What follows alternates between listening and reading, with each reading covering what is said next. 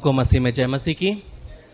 मैं विश्वास करता हूँ कि आप अच्छे हैं, भले चंगे हैं और परमेश्वर के कार्य को अपने जीवन में देख रहे हैं।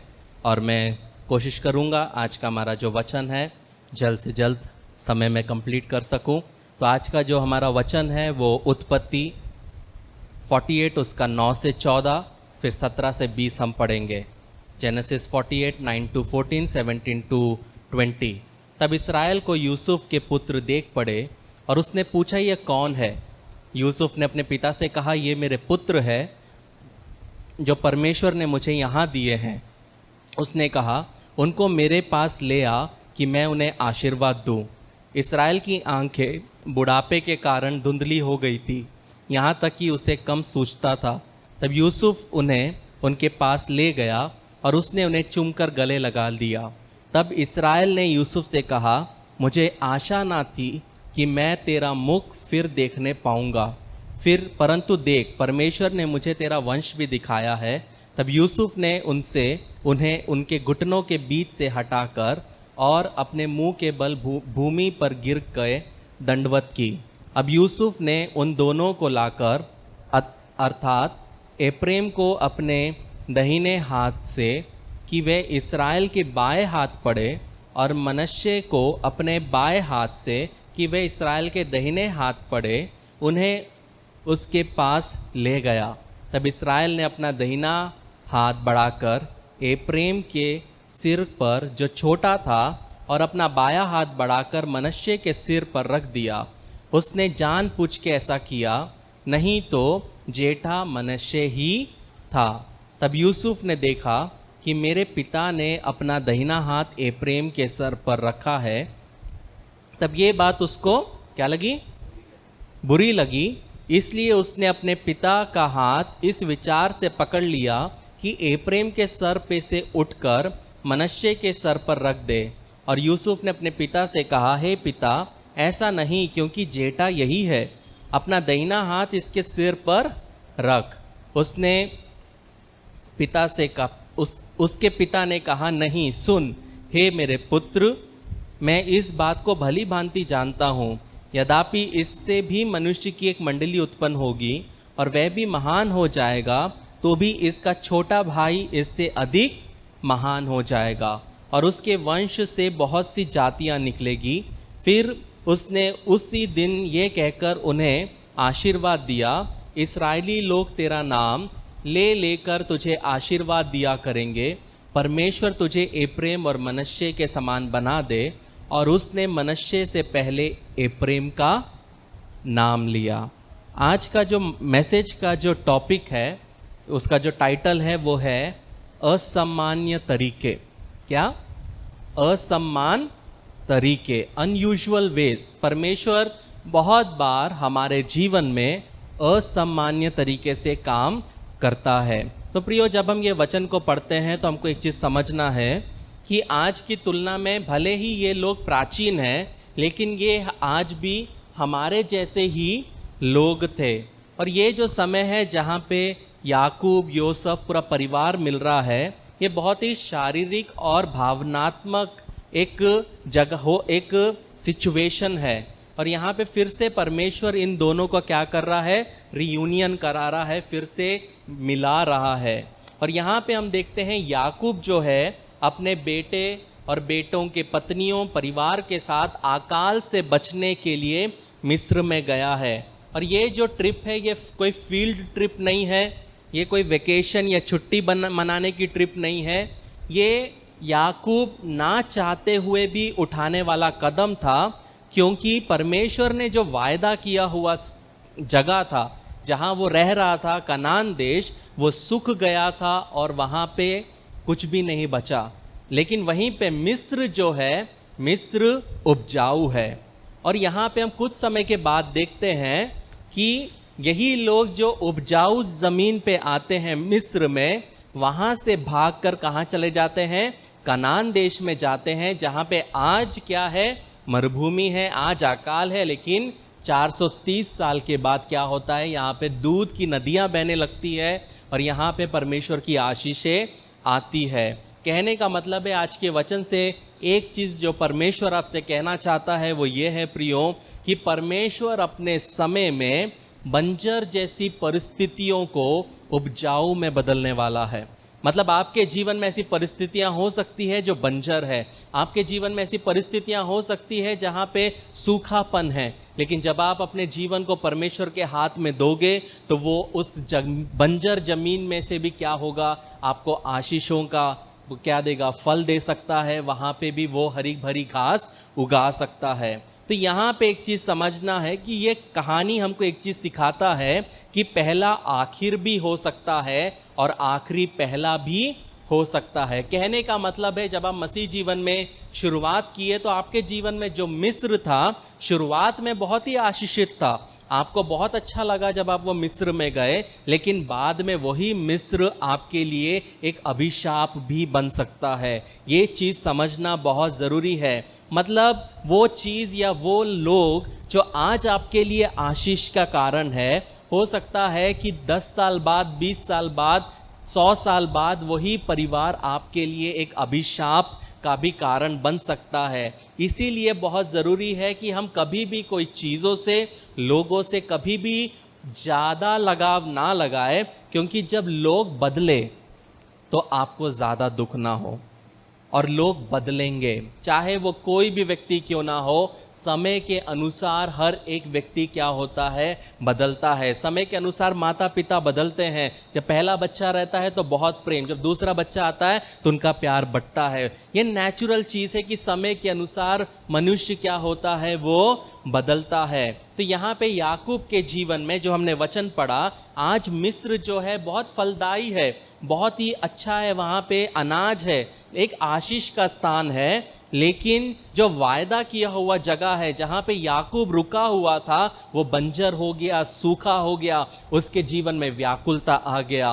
परमेश्वर आज एक चीज़ कहना चाहता है प्रियो आपसे, कि हो सकता है कि आप आज जहाँ हो वो आपका प्रॉमिस लैंड है, वो आपका वायदा किया हुआ जगह है, लेकिन जब आप अपनी परिस्थिति को देखते हो तो आपको क्या दिखता है, बंजरपन दिख रहा है, आपको सूखापन दिख रहा है। लेकिन यहाँ पे परमेश्वर एक चीज़ कहना चाह रहा है प्रियो, कि वहीं रुकोगे तो तुम मेरे समय पे अपनी परिस्थिति को बदलते हुए देखने पाओगे। तो यहाँ पे याकूब अपने बेटे और उनकी बहुओं और बच्चों के द्वारा मिस्र में उसको आना पड़ा, क्योंकि ये परमेश्वर के ओर से निर्धारित था। क्योंकि परमेश्वर ने अब्राहम को पहले ही बोला था कि तेरी संतति 400 साल मिस्र में गुलामी में रहेंगे। तो कहने का मतलब है कभी कभी अकाल हमको परमेश्वर की उद्देश्य और योजना के करीब लेके जाता है। इसलिए बहुत बार जब हमारे जीवन में तंगी होती है, मुसीबत होती है, जब मेरे जीवन में प्रॉब्लम्स होता है, मैं कभी भी उस प्रॉब्लम को हटाने के लिए परमेश्वर को नहीं बोलता। मैं हमेशा परमेश्वर को एक चीज़ बोलता हूँ कि उस प्रॉब्लम में से गुजरने के लिए मुझे क्या दे, बुद्धि दे, ज्ञान दे, समझ दे, तेरा अनुग्रह मुझ पे बनाए रख। क्योंकि हर एक वो तंगी मुसीबत, हर एक वो अकाल, हर एक वो दुख मुसीबत दर्द जो हमारे जीवन में आता है, वो हर एक चीज़ हमारे लिए क्या है, इम्पॉर्टेंट है। और परमेश्वर जानता है हमारे जीवन में क्या भेजना है और किसको हटाना है। तो हमारे जीवन में जब कोई चीज़ आती है और हम एकदम से उसके खिलाफ में उपवास और प्रार्थना करके उसको हटाने की कोशिश करते हैं, तब हम वहाँ पे परमेश्वर के कार्य को देख नहीं पाते। पौलुस ने 3 बार प्रार्थना किया, ये कांटा मुझसे हटा दे, ये कांटा मुझसे हटा दे, ये कांटा मुझसे हटा दे। यीशु मसीह ने कहा, बेटा ये कांटा तो नहीं हटेगा, लेकिन मेरा अनुग्रह तेरे लिए काफ़ी है। फिर 1 हफ्ते बाद फिर से पौलुस 21 दिन के उपवास में बैठ गया, ये कांटा मुझसे हटा दे, ये कांटा मुझसे हटा दे। फिर यीशु मसीह बोला, बेटा नहीं होगा। फिर पौलुस को 1 हफ्ते बाद 40 दिन के उपवास में बैठ गया कि ये कांटा मुझसे हटा दे, ये कांटा मुझसे हटा दे, कांटा मुझसे हटा दे। परमेश्वर यीशु मसीह ने बोला, ऐसा हुआ क्या बाइबल में? नहीं हुआ। जब परमेश्वर ने पहली बार उसको बोला यह कांटा तुझसे नहीं हटेगा, उसके बाद वचन कहता है कि पौलुस ने उस चीज के लिए फिर दुआ नहीं किया। जब हम परमेश्वर की ओर से एक क्लियर इंस्ट्रक्शन को हम पाते हैं, परमेश्वर का वचन जब हम कहते हैं, हम जानते हैं कि नहीं करना, और फिर हम क्या करते हैं, हम दूसरे भविष्यवक्ता के पास भागते हैं। एक ने बोला ये वचन के विरुद्ध है, तो हम दूसरे भविष्यवक्ता के पास जाते हैं। हो सकता है वो मेरे पाप को हाँ लगा दे, वो मेरे पाप को थप्पा लगा दे, वो भी ना बोलता है तो तीसरे के पास भागते हैं। ऐसे ही बहुत से परिवार भी आपको मिलेंगे, पाप में हैं, अगर ये पाप के विरुद्ध में पास्टर ने बोला तो दूसरे कलीसिया में चले जाएंगे, वहां पे अगर पाप के विरुद्ध बोला तो तीसरे में चले जाएंगे, लेकिन सुधरेंगे नहीं, लेकिन बदलेंगे नहीं। लेकिन यहाँ पे जरूरी है प्रियो, जब हमारे जीवन में तंगी मुसीबत आए तो वहां पे खड़े रहो, वहीं पे रुके रहो। जोसेफ रुका रहा इसलिए वो प्रधानमंत्री बन पाया। अगर वो जेल में से निकलता और भाग जाता, पोतीफेर के घर से निकल के भाग जाता, अपने पापा के घर आ जाता, तो कभी भी जिंदगी में वो प्राइम मिनिस्टर नहीं बन पाता था। तो यहाँ पे हमको एक चीज देखना है कि याकूब और जोसेफ जो है दोनों ने एक चीज को खोया है। यहाँ पे दोनों मिल रहे हैं, दोनों के परिवार मिल रहे हैं, लेकिन एक चीज खोया है। दोनों ने क्या खोया है? दोनों ने समय को खोया है। आखिरी बार जब यूसुफ ने याकूब को देखा तो याकूब युवा था, याकूब ताकतवर था, याकूब शिकार करता था, याकूब अपने जमीन पर नियंत्रण रखता था। लेकिन अभी याकूब क्या हो गया? कमजोर हो गया, बूढ़ा हो गया। लेकिन यूसुफ भी अभी क्या हो गया? भले उसका पिता बूढ़ा है, लेकिन फिर भी अपने बूढ़े पिता को पाकर वो खुश है, क्योंकि पिता ना होने के बजाय बूढ़ा पिता काफी है। लेकिन समय बीत गया और यूसुफ भी यहाँ पे जो कुछ वो खो चुका था उसको पाने की कोशिश कर रहा था। यूसुफ अपने पापा के बालों को सफेद होते हुए नहीं देख पाया, यूसुफ अपने पापा को बुजुर्ग होते हुए नहीं देख पाया, और यहाँ पे उसका पिता जवान से बुजुर्ग हो गया लेकिन बेटा नहीं देख पाया। 17 साल की उम्र में उसको जाना पड़ा। लेकिन यहाँ पे परमेश्वर उसको क्या कर रहा है? फिर से अपने पिता से मिला रहा है, फिर से उनको साथ में लेके आ रहा है। फिर से यूसुफ के जीवन में वो भाई खड़े होते हैं जो भाई ने एक समय उसको क्या किया था? उसको बेच दिया था, एक समय मरने के लिए उसको गड्ढे में फेंक दिया था। लेकिन आज वही लोग, वही भाई, उसके बच्चे, उनकी पत्नियां उसके सामने खड़े हैं, और यूसुफ क्या कर रहा है? वहाँ पे खड़ा है, परमेश्वर मिला रहा है, क्योंकि उसके भाइयों से बड़ा टेस्ट ये यूसुफ का है कि वो क्या करता है।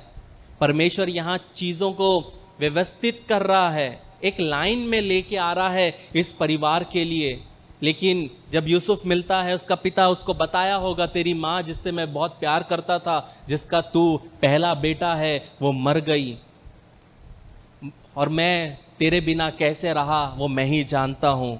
कई साल बीत गए, वो रिश्ता, पिता का रिश्ता बेटे को नहीं मिला। यूसुफ जानता था उसकी माँ मर चुकी है, क्योंकि बेंजामिन जब हुआ तो उसकी माँ मर गई थी।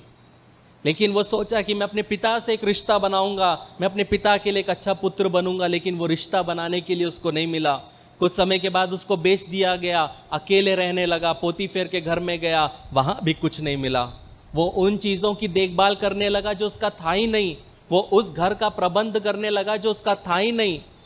और जब उस घर के लिए अच्छा किया, जब वो घर बढ़ा, तो उस घर में उसको सम्मानित करने के बजाय उसको जेल में फेंक दिया गया।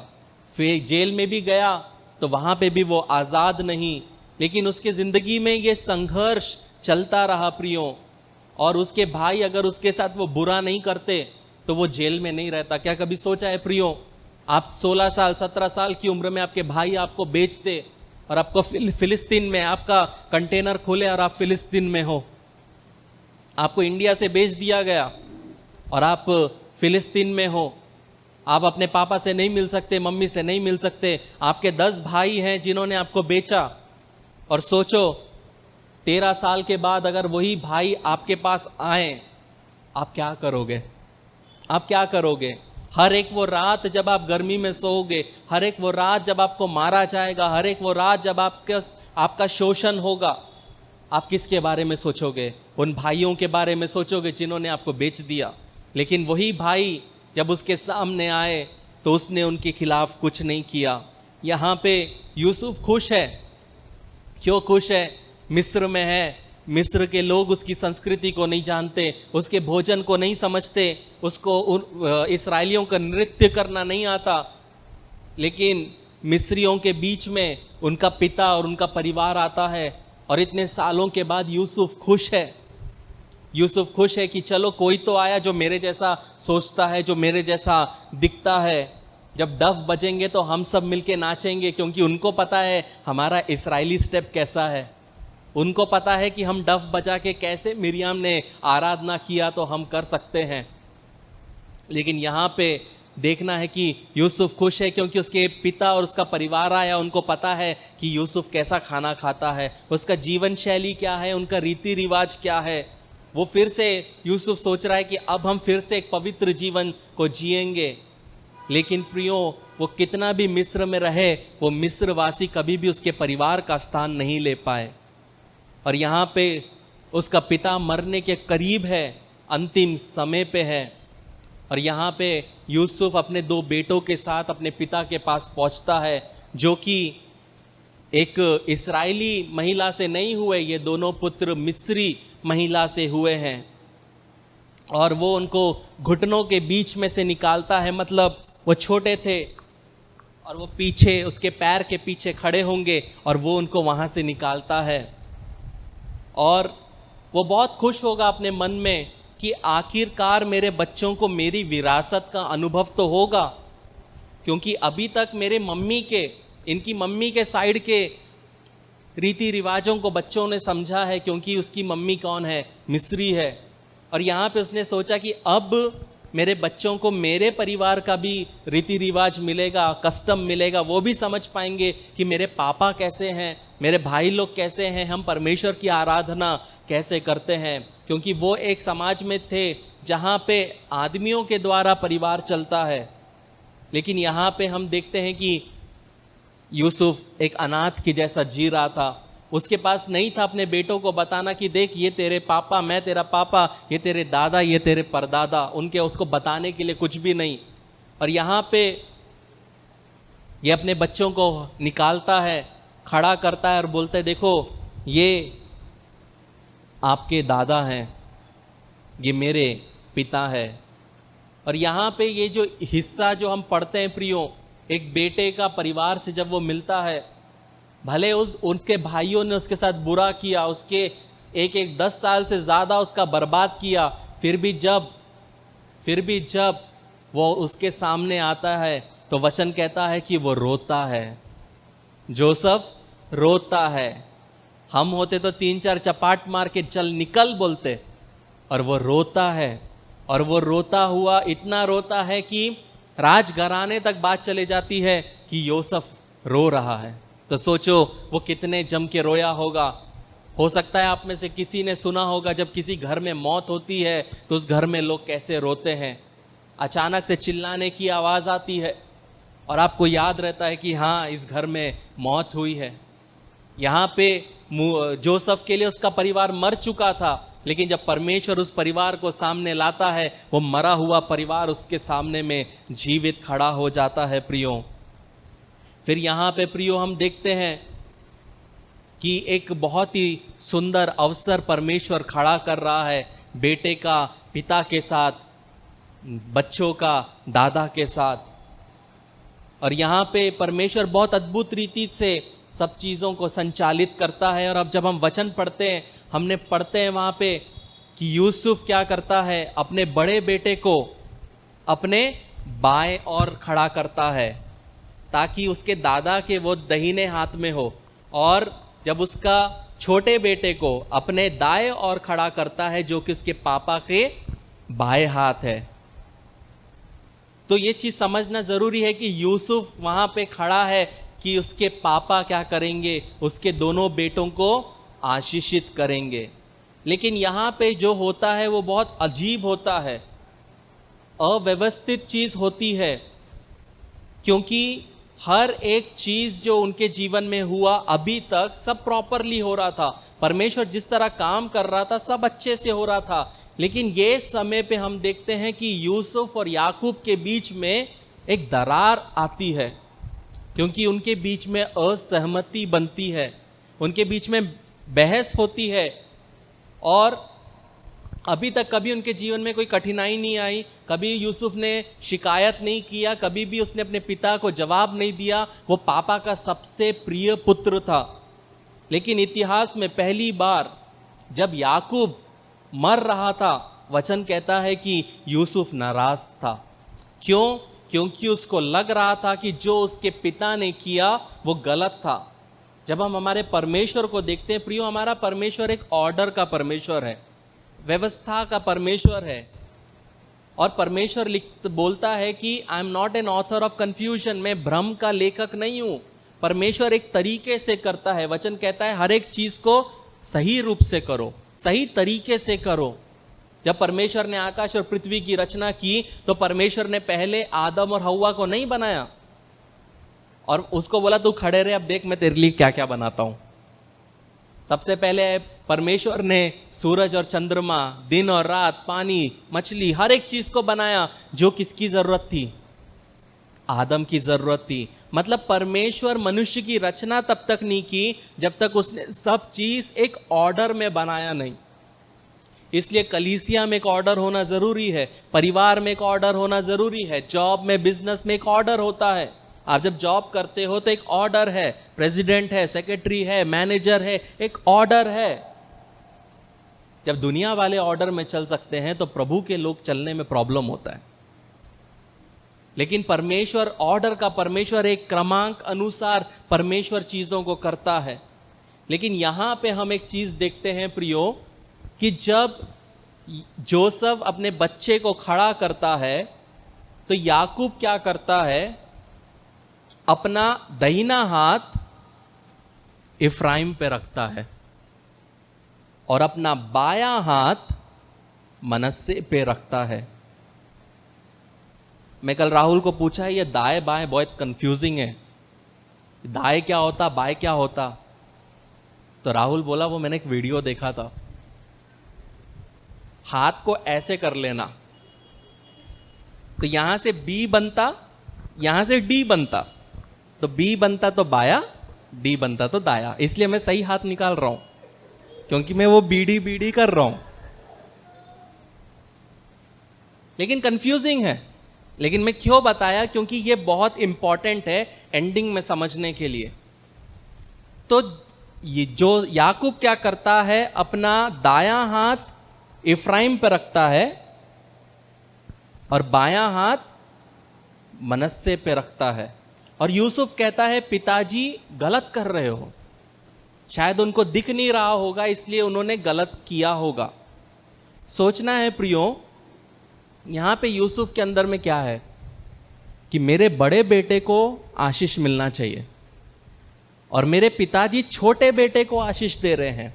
तो हमारे जीवन में भी प्रियो एक सवाल उठता है, जब परमेश्वर अगर ऐसे व्यक्ति को आशीषित करे जिसको आप पसंद नहीं करते तो आप क्या करोगे? जब परमेश्वर किसी ऐसे व्यक्ति का आपके सामने में उपयोग करे जिसको आप पसंद नहीं करते तो आप क्या करोगे? जब परमेश्वर किसी ऐसे व्यक्ति को आपके सामने खड़ा करे जिस पर जिंदगी भर आपने पैर रखा हो या आपने पैर की धूल समझा हो, और जब उसको खड़ा करेगा तो आप क्या करोगे? जब परमेश्वर आपके सामने जिस व्यक्ति को आपने पूंछ समझा वो सर बन गया तो आप क्या करोगे? क्योंकि हमेशा याद रखना, परमेश्वर असामान्य तरीकों से कार्य करता है।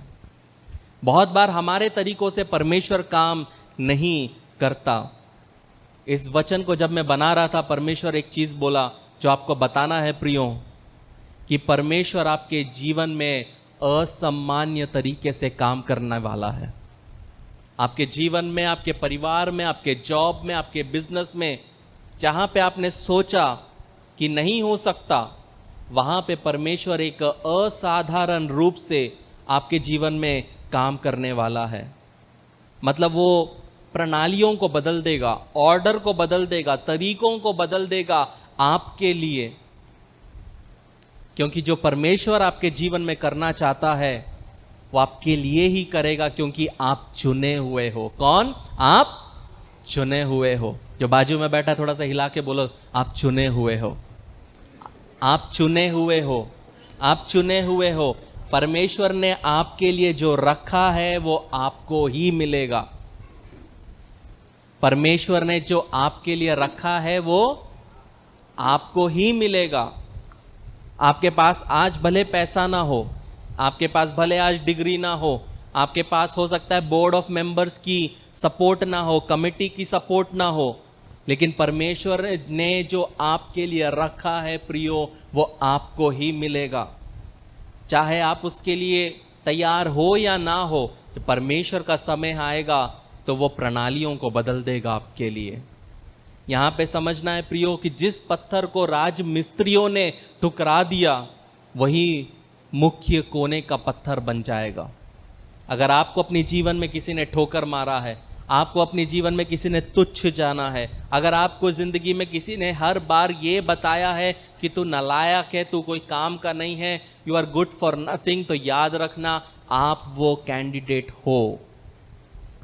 अगर आपको लगता है कि मेरा ज़िंदगी ख़त्म हो चुका है, मैं ज़िंदगी भर यहीं रहूँगी, यहीं मरूँगी, तो आप वो कैंडिडेट हो परमेश्वर के कार्य को अपने जीवन में क्या करने के लिए, देखने के लिए। यहाँ पे जोसेफ क्या करता है, अपने पापा के हाथ को क्या करता है, हटाने की कोशिश करता है, लेकिन ये बुजुर्ग व्यक्ति जो देख भी नहीं पा रहा, वो क्या करता है, कमज़ोर होता है लेकिन उसका विरोध करता है।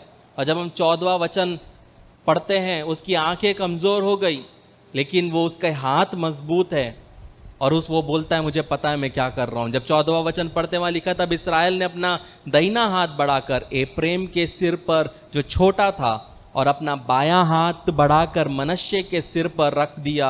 उसने ये जानबूझकर ऐसा किया, नहीं तो जेठा मनश्शे ही था। यहाँ पे जब हम पढ़ते हैं तो मैं सोचा ये कुछ जाना पहचाना जगह है, ये कुछ जाना पहचानी चीज़ है जो पहले कहीं पढ़ा है। और जब मुझे याद आया याकूब का, जब याकूब जब पेट में था, ईसौ के साथ में मलयुद्ध कर रहा था, और जब वो जन्म हुआ तो वो पहलौटा नहीं था, और वो अपने भाई की एड़ी पकड़ के आया। मतलब याकूब जो था वो आशीष के काबिल नहीं था, याकूब को आशीष मिलना ही नहीं था, लेकिन परमेश्वर ने उसको चुना था। और परमेश्वर ने वहाँ पे रेबेका के द्वारा, परिस्थिति के द्वारा एक प्रणाली को बदल दिया। आशीष मिलना था येसाफ को, आशीष मिला याकूब को। और यहाँ पे जब ये व्यक्ति याकूब के सामने में मनश्शे और इफ्राइम आते हैं, और जब याकूब इफ्राइम को देखता है तो उसके अंदर उसका बचपन आ जाता है। वो जब इफ्राइम को देखता है तो याकूब बोलता है कि मुझे अपना जन्म सिद्ध अधिकार पाने के लिए लड़ना पड़ा, मुझे खाना पकाना सीखना पड़ा अपने भाई से जन्म सिद्ध अधिकार को पाने के लिए। लेकिन याकूब क्या करता है, जब याकूब ये काम कर रहा है, याकूब इनडायरेक्टली बोलता है मैं तेरे लिए आसान कर देता हूँ, तुझे मेरे जैसे सहना नहीं पड़ेगा, तुझे मेरे जैसे लड़ना नहीं पड़ेगा, तुझे मेरे जैसे अपने ही परिवार से भागकर मामा के घर में रहना नहीं पड़ेगा, इसलिए मैं तेरे लिए क्या करता हूँ, व्यवस्था को बदल देता हूँ। और जब याकूब ने इफ्राइम को देखा तो याकूब को उसका जीवन पूरा सामने दिख गया। हर एक चीज़ एक वजह से होती है, और हर एक व्यक्ति एक वजह से कुछ करता है। और यहाँ पे जोसेफ को अच्छा नहीं लगा, क्योंकि पहला बच्चा माँ कोई भी हो, चाहे किसी घर में 10 बच्चे हो या 3 बच्चे हो या 2 बच्चा हो, पहला बच्चा हमेशा माँ बाप के लिए स्पेशल होता है। तो यहाँ पे जोसेफ को अच्छा नहीं लगा, लेकिन उसके पिता ने क्या किया, हाथों को क्रॉस किया। सोचो, इफ्राइम, मनश्शे, ये समझना है क्योंकि ये बहुत इंपॉर्टेंट है। और यहाँ पे जोसेफ ना चाहते हुए उसके छोटे बेटे को पूरी आशीषें मिल गई। मनश्शे को भी मिलती है, लेकिन वह छोटे से बड़ा नहीं हो पाता। लेकिन यहाँ पे एक चीज़ समझना है, योसेफ के बारे में जब हम स्टडी करते हैं प्रियो, जोसेफ को यीशु मसीह के साथ में कंपेयर किया जाता है, और बोलते हैं कि जोसेफ में कोई कमी नहीं है, लेकिन मैं कमी दिखाऊंगा, उसकी मेंटालिटी, उसकी मानसिकता। जब जोसेफ को इतने सालों के बाद उसके भाई लोग आते हैं और जोसेफ क्या बोलता है, तुमने मेरे लिए विरोध किया लेकिन परमेश्वर ने उसको भलाई में उत्पन्न कर दिया। हम सोचते क्या सोचे भाई, क्या सोचे। मतलब जब भाइयों ने गड्ढे में फेंक दिया तो उसको अच्छा लगा कि परमेश्वर ने भलाई के लिए उत्पन्न किया। जब पोतीफेर के घर में बेच दिया गया और पोतीफेर के घर में बिना अनुभव के उसको काम करने के लिए बोल दिया गया, वो बोला हाँ अच्छा हुआ, मैंने सीखा, कुछ काम तो सीखा। फिर जो अपराध नहीं किया वो अपराध के लिए उसको जेल में डाल दिया गया, और वहां पे जब वो जेल में गया थोड़ा बुरा लगा, फिर एकदम से जेल चलाने लग गया, तो वो बोलता हाँ परमेश्वर ने भलाई के लिए उत्पन्न किया। फिर वहां पे बेकर आता है, पिलाने वाला आता है, स्वप्न बताता है, लेकिन पिलाने वाला भूल जाता है, फिर भी वो बोलता है कि हाँ परमेश्वर ने भलाई के लिए उत्पन्न किया। पूरे मिस्र देश की अर्थव्यवस्था को वो बचाता है और बोलता परमेश्वर ने भलाई किया, अच्छा किया। कम उम्र में वहां पे प्रधानमंत्री बन गया फिरौन के बाद, तो भी उसको अच्छा लग रहा है कि हाँ परमेश्वर ने, इन्होंने बुरा सोचा, परमेश्वर ने मेरे लिए भलाई किया। इवन जब उसके भाई उसके आके सामने झुकते हैं, बोला था ना, मैंने बचपन में देखा था, देख आज हो गया, सूर्य चंद्रमा झुक रहे मेरे सामने, बहुत अच्छा लगा। क्यों? परमेश्वर, तुमने बुरा सोचा, परमेश्वर ने भलाई किया, मतलब अच्छा लग रहा है, हाँ सब लोग झुक रहे मेरे सामने। लेकिन जब खुद के बेटों पे बात आई तो बहुत बुरा लग रहा। मतलब जब परमेश्वर तेरे को 11वें से उठा के सबके सामने खड़ा करेगा तो तेरे को सब चीज भलाई के लिए उत्पन्न, भलाई बिना कुछ करता ही नहीं, मेरा प्रभु करता ही नहीं। और जैसे ही पहले बेटे के जगह दूसरे बेटे पे हाथ क्या रखा, जोसेफ भाई को बुरा लग गया। समझ रहे? कितने लोग समझ रहे मैं क्या बोल रहा हूं? लड़के समझ जाओ। कहने का मतलब है बहुत से माता पिताओं के लिए अपने बच्चों से ज्यादा दूसरों के बच्चे बहुत अच्छे लगते हैं। अंदर सब बहुत लोग बोल रहे मैं ही छू, होता है, नेचुरल है, लेकिन यह चीज नहीं होना चाहिए प्रियो, यह चीज नहीं होना चाहिए। माता पिता को अपने बच्चों को जो रिस्पेक्ट मिलना चाहिए, जो जगह मिलनी चाहिए, वो हमेशा देना है। आपके बच्चे हैं, वो जैसे हैं उन पे गर्व करना। मुझे बहुत लोग बोलते, बहुत स्टोरीज बताते। मेरे पापा बोलते थे देख उसकी लड़की कैसी, देख उसका लड़का कैसा, और तू कैसा नालायक निकल गया रे।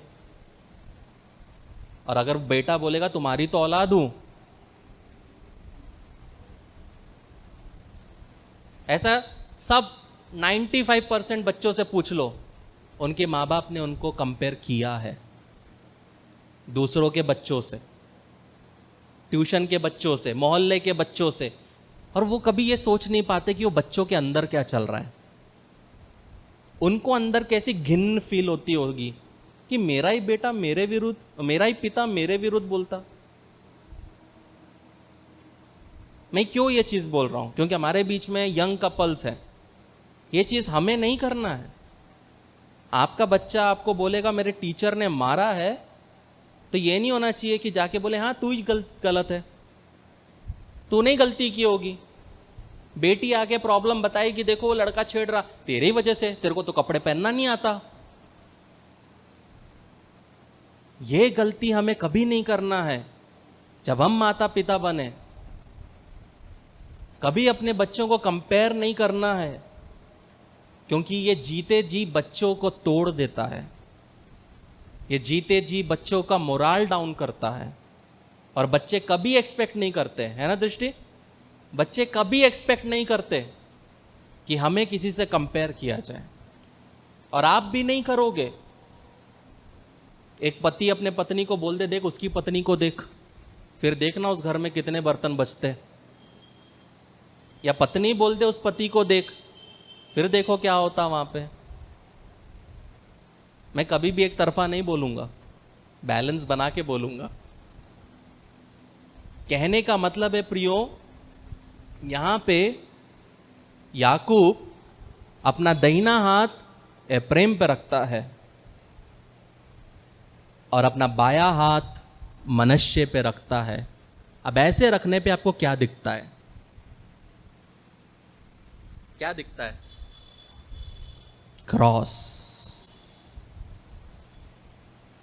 इस क्रॉस को परमेश्वर वहां पे पता है क्या कर रहा है? याकूब के हाथों के द्वारा एक सिंबल है कि 2000 साल बाद कलवरी पे मैं कुछ ऐसा करने वाला हूं जो कभी किसी ने सोचा नहीं। जो यहूदियों को मिलना था मैं अन्य जातियों को दूंगा। वो क्रॉस को दिखा रहा है परमेश्वर असामान्य तरीके से परमेश्वर ने हमको चुना।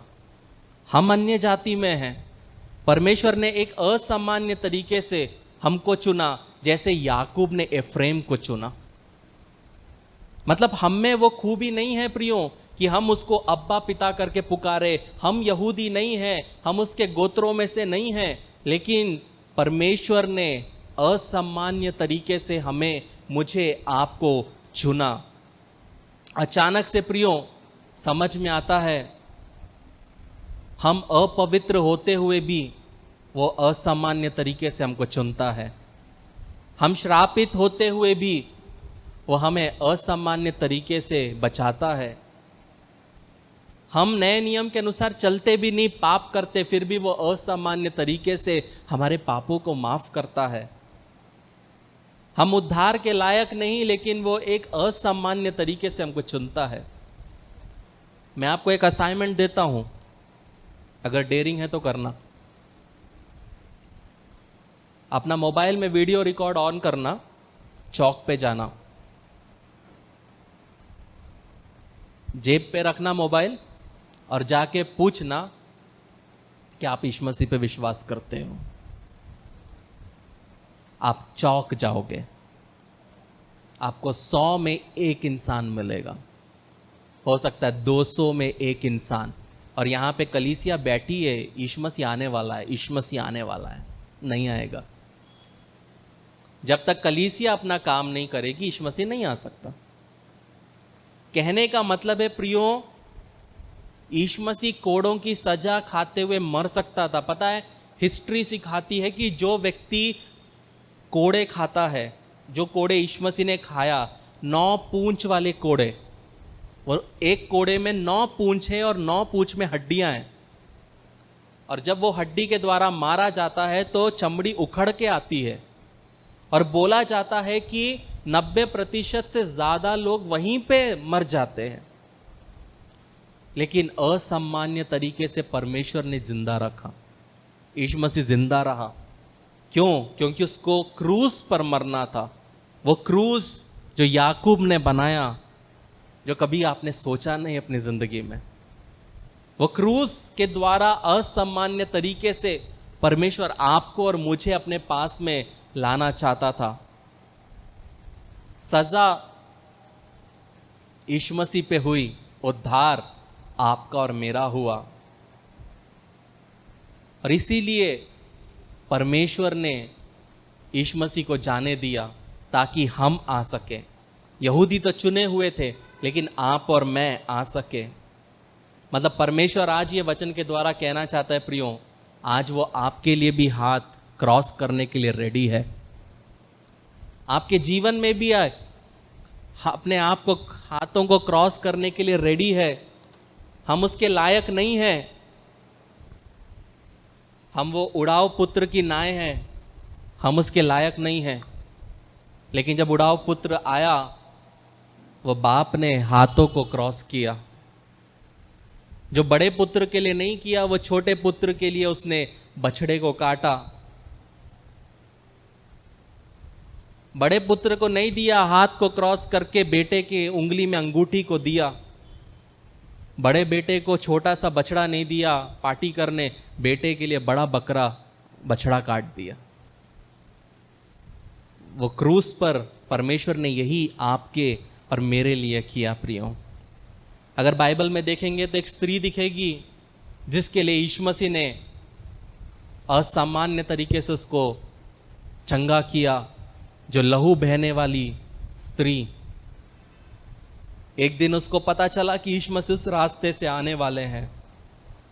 वचन के आधार पे अगर वो स्त्री किसी याजक को छू ले तो याजक अनक्लीन हो जाएगा, अशुद्ध हो जाएगा, लेकिन ये स्त्री विश्वास में चलती गई। यीशु मसीह उसके तरफ नहीं आ रहे थे, यीशु मसीह उसको देख भी नहीं रहे थे।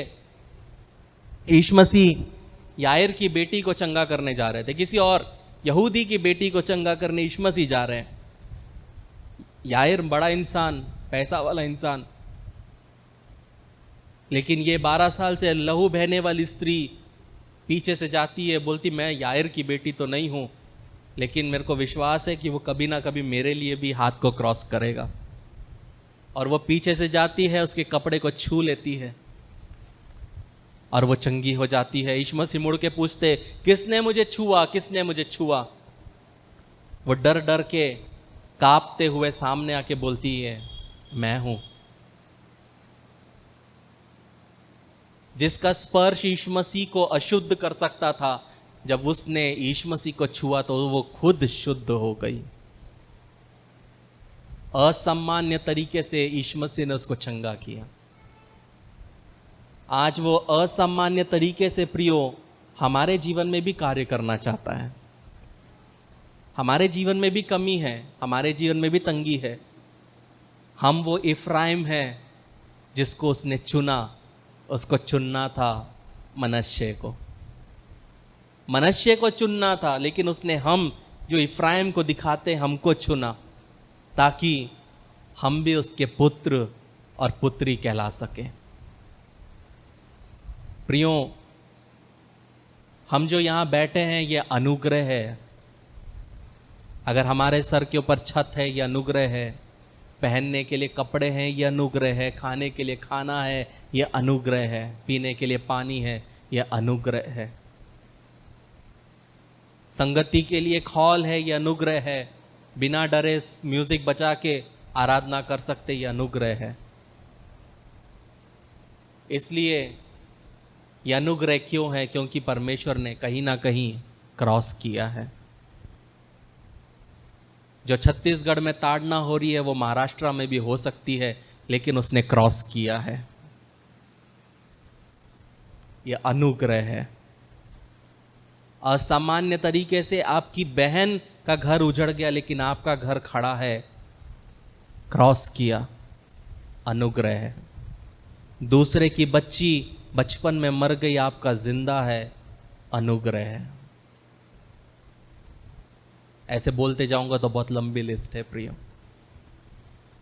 जब आप अपने जीवन में आशीष को पाएं तो याद रखना अनुग्रह है।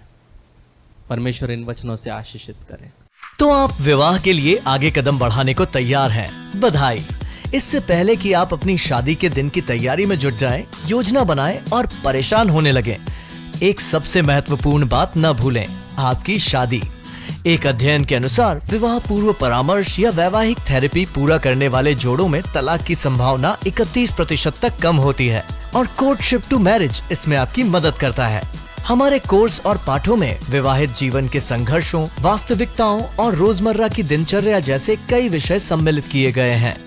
इस कार्यक्रम पर कई जोड़ों का भरोसा रहा है जो जिंदगी के इस नए स्तर पर जाने के लिए तैयार हैं। लेकिन इसके लिए सिर्फ हमारी बात को ही न माने, आप अपना पहला पाठ मुफ्त सीख सकते हैं।